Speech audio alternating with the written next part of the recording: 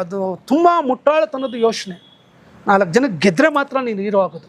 Upcoming ಸ್ಟಾರ್ಗಳಿಗೆ ಹೇಳ್ತಾರೆ 100%. Star ಆದ್ಮೇಲೆ ಹೊಡೆದ್ರೆ ಜನ ರಿಸೀವ್ ಮಾಡ್ತಾರೆ. ನೀನು ಯಾರು ಅಂತ ಗೊತ್ತಾಗ್ಬೇಕು ಫಸ್ಟು.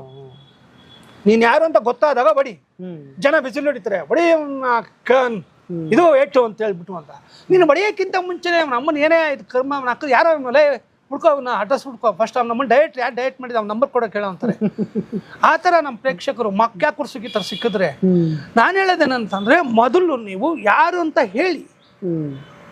ಕನ್ನಡ ಇಂಡಸ್ಟ್ರಿನಲ್ಲಿ ನೀವು ಬರಬೇಕಾದ್ರೆ ನೀವು ಯಾರು ಅಂತ ತೋರಿಸಿ. ನೀವು ಕಲಾವಿದನಾಗಿ ನೀನು ಬರ್ತಾನೆ ಆ್ಯಕ್ಷನ್ ಇರೋ, ನಂಗೆ 4 ಜನ ಕೊಡ್ಬಿಟ್ಟು ಹಿಂಗೆ ನಿಂತ್ಕೊಂಡ್ಬಿಡ್ತೀನಿ, ರೆಡಿ ಇದ್ದೀನಿ ಬರ್ತೀನಿ. ಏನು ಇವಾಗ ಅದರಲ್ಲಿ ಅಂತಂದರೆ ಕಿತ್ತೋದು ನನ್ನ ಮಕ್ಕಳ ಯಾವನೇ ನೋಡ್ತಾನೆ ನಿಮ್ಮನ್ನು, ಯಾವನೂ ನೋಡಲ್ಲ, ತೆಗೆದು ಮೂಲೆಗೆ ಹಾಕಿ ವಿಚಾರಿಸ್ತಾರೆ. ಇದನ್ನು ನನ್ನ ಮಗನಿಗೂ ಬುದ್ಧಿ ಹೇಳಿದ್ದೀನಿ. ಈ ಥರ ಕೊಡ್ನೇನು, ನೀನು ಹಿಂಗೆ ಇರ್ಬೇಕು ಫಸ್ಟ್. ನೀನು ಯಾರು, ನಿನ್ನ ಕೆಲಸ ಏನು ಅಂತ